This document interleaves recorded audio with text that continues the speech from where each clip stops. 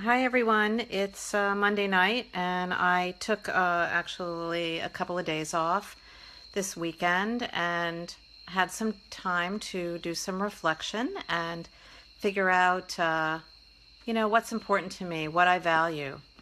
And one of the things that really occurred to me was that commitment is really, really important to me. When I sign up for coaching or for programs or pretty much for anything in my life, I see it through. I decide, it takes a while to make a decision in terms of like, if this right for me and do I find value? But I do put my all in, and I show up and I make commitment. And what I'm noticing is that some people, and you might have had this experience yourself if you're a coach, or you had a program where people will sign up for things that you offer them, and then they decide that it's not a fit for them anymore and they want to drop out. And as a coach, this will affect, your bank account, and it will affect your self-esteem perhaps, and it will affect many, many things. And you have to, have some boundaries and some guidelines about how you want to handle it. And I've talked to a lot of people about this, and some coaches have a hard line, like, if you make this commitment to me, then I'm going to hold it to you, and I'm going to keep charging your credit card, and I'm not going to refund you. And other people are like, whatever, go, it's okay, you can go. And other people will try to work with you and try to figure out what it is that you need, and if you're not getting what you need the most, maybe rearrange the program or change the program. And I'd love to know, what you do. How do you handle someone backing out of an agreement with you? Do you let them out of the agreement? Do you force them to stay in the agreement? Do you try to work with them to create a new agreement, perhaps? And I find it really, really interesting, because these kinds of situations can make you really wonder about people's um, integrity, or what if people will say what they'll do. And here's the thing, I mean, people are human. We're all human. We've all bought something that we wanted to return, whether it's, a pair of shoes or a dress or a couch or something like that. And we send it back, or we buy something from Amazon and we're like, well, this isn't what I thought it would be, and we send it back. But I think that because our business is so relational and so personal, that when it happens, and somebody wants to return something, like return you, like, I don't want you as my coach anymore, that it can feel a little stinging, and it can feel really uncomfortable. And over the years of me being a coach, of course, I've had this happen. And the bigger your business will grow, the more people will start returning it, because you have more people coming in. It's just kind of the cost of doing business. And I think it's important to figure out how you want to handle this. And I'd love to have a discussion with you about how you might want to handle this coming up for your business. So, just a short hello. I know it's Monday evening, and a lot of people aren't uh, online right now, or keyed in. But if you are, and you've had a client who you've signed up and then they've decided to quit, or you've maybe done that yourself, I'd love to hear from you about how it was handled for you, or how you would handle it. Uh, I certainly have coached a number of coaches and consultants and healers, even therapists, obviously too, who have, had a really great week and signed up a lot of clients, and then, wake up in the morning and have a phone call that somebody wants to quit and back out. And I think one thing that's really, really important to do is to, if somebody pays you in full, to put that money in the bank and don't spend it. Because if they did want a refund, and your policy was to give a refund, and you've already spent the money, it's going to be really hard for you to refund them that amount of money. Hi, Erica. Nice to see you. Talking about commitments and making commitments to coaches, and how you guys have handled that. Um, had some reflective time this past weekend to really think about, this is really something that we don't talk about out loud a lot, but we do have people, when we've signed them up, will back out of a program and, oh yes, I'm making a commitment for a year, 6 months, or whatever your program is, and then they want their money back, they want a refund, they want to stop coaching with you. And, knowing ahead of time how you're going to handle this will really help you. It may not help you financially, because at the end of the day, I mean, if somebody's going to make a chargeback, it's probably better to return their money, but it will help you emotionally get through the bumps and the roller coasters of somebody saying, hey, I decided that this program didn't work for me, or I don't want to do it anymore. So, please put your questions in if you're watching. I see there's a couple of people who have jumped on. Not everybody's telling me hi, but love to know who's here. So if you are there, say hi. Hey, Angie. She says, I have found future pacing at the time of enroll really helps to cut down on the re-enrolls. So say some more about that, Angie. What do you mean by future pacing? Something like, you might decide in 3 months that you want to return the program, or you don't want to coach with me anymore. And I'm going to tell you that that's normal, that you might feel that way, but it's not happening. This is a commitment for a year, and I just want to make sure that you're really all in, because we all get scared. Myra, so you say give them money back. Myra, it's really interesting. I've worked with people over the years, and I've changed my mind many times. There were years where I worked with people and I said, that's it, you bought it, you own it. And then there's been times where I've been like, go, it's okay. Like, I don't want that energy around me.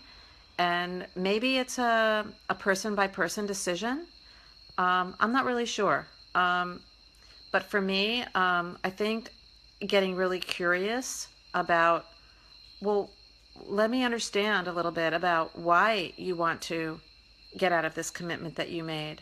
Why is it now, after we've been working together for a couple of weeks or a couple of months or whatever, that you're feeling that this isn't working for you?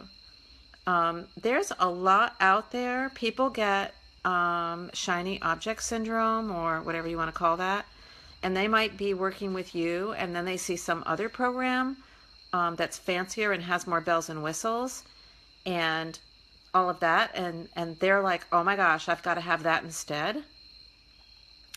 And I love, Angie, what you just said, letting them know it's completely normal after the initial decision to feel the feelings of wanting to give up, but we got this, and please reach out when those feelings occur. I love that. And I think that's so important, because we know that people get scared. And I want you who are watching this with me tonight, like, to say, have you ever been scared? Did you ever make a monetary commitment to a coach or some program and then start to freak out? Like, I made a big mistake, I want to get my money back. So these are really normal feelings. And I think, again, it's your business. You get to have your policy. Myra, how about if they were on a payment plan, do you stop their payment and refund? And I think it's an individual decision per person. Here's the thing. If they tell you that they're going to do a chargeback or block their credit card, it's probably better for you to stop the payment, because it doesn't look good on your credit report with the credit card companies to have chargebacks on your credit card, or on your merchant account. It doesn't look good at all.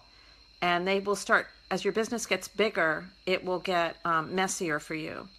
So it is better to try to work with somebody, try to renegotiate the deal, make a better plan for them, find out how they could maybe credit the money that they've paid you towards something that they want. That's kind of different than a refund. I really don't believe like for a payment plan for something and a refund, but I might stop the payments. So there's both of those things. But I think that, like Angie says, it's so important that that you maybe call it like it is. You just predict, hey, you're going to want to quit. Or maybe you won't. Not maybe you're going to want to quit, but you might want to quit. You might feel freaked out.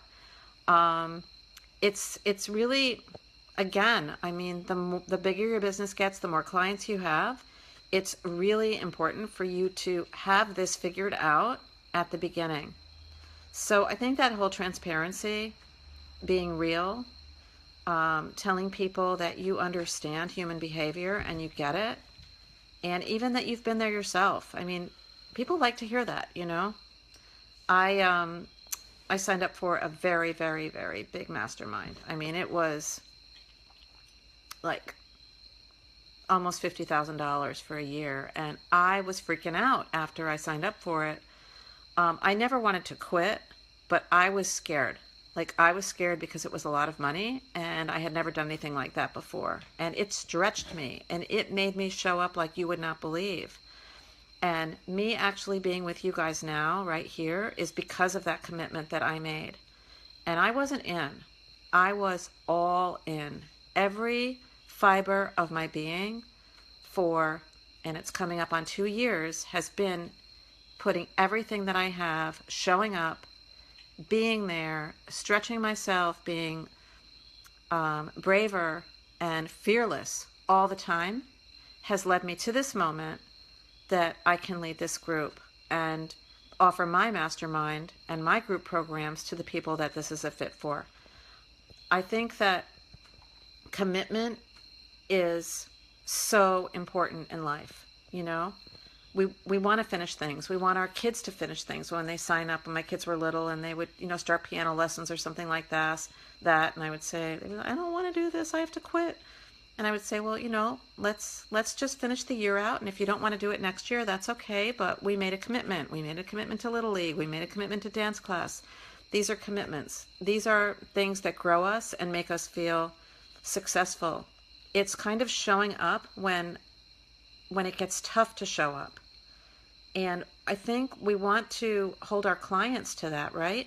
We want people to be able to get through the bumps and the bruises and all of that when they're really feeling scared and freaked out about making a monetary commitment and also showing up to their coaching calls or the program that they're doing. And not everybody's going to do it. And so again, you really want to have some type of a policy that's flexible.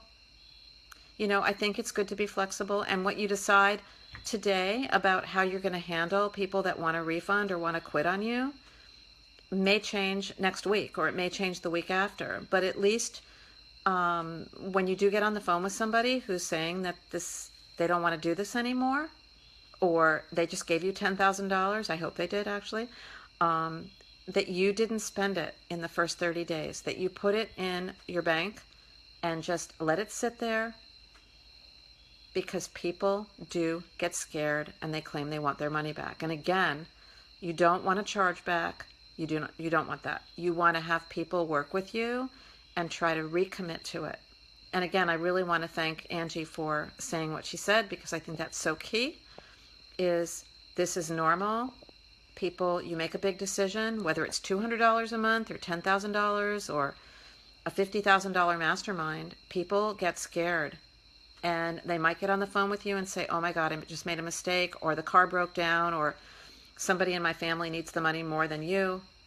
It's so important that you say, I hear you, I know you're scared, let's talk through this, and get really curious about what triggered their fear and their worry. We're talking about commitments. We're talking about coaching. We're talking about how to hold people to commitments. We're talking about your commitment to yourself and your client's commitment to you.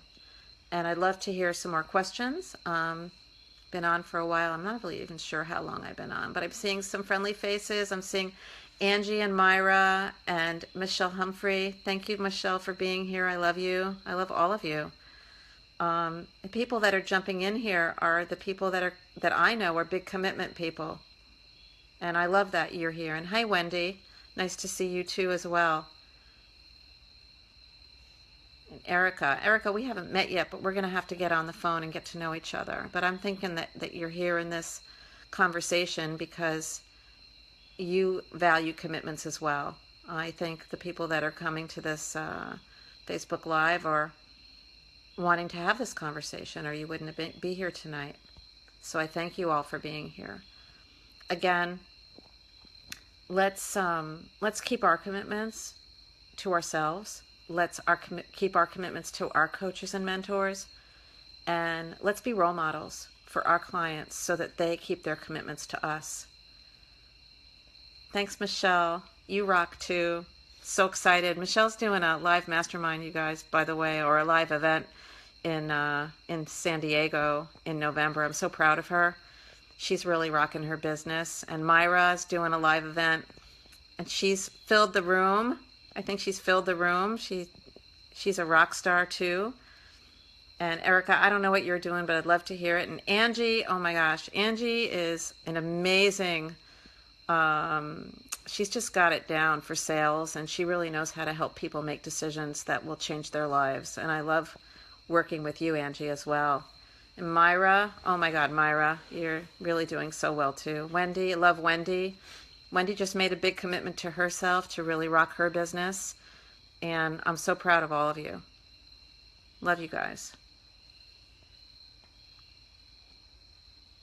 So I know it's late. I've been chatting to you guys for about 10 minutes, but again, we're talking about commitments and coaching and keeping those commitments. And I think that, again, if we can model that and just be truthful and transparent and vulnerable ourselves about how it feels, because it doesn't feel good. It really feels bad when somebody calls up and says, I've decided I don't want to be in your program anymore. It's kind of like, feels like they're stabbing you in the heart a little bit, right? So if it's happened to you, know that you're not alone. It's happened to every single coach on the planet. And it is the cost of doing business, but how you handle it and handle it with grace is going to really make a difference on how you see your business and how you run your business and how people see you in your business as a coach. So I'll say goodnight, and maybe I'll pop on tomorrow and say hi again. Everybody, good night. Thanks, Erica. I appreciate you being here. Take care.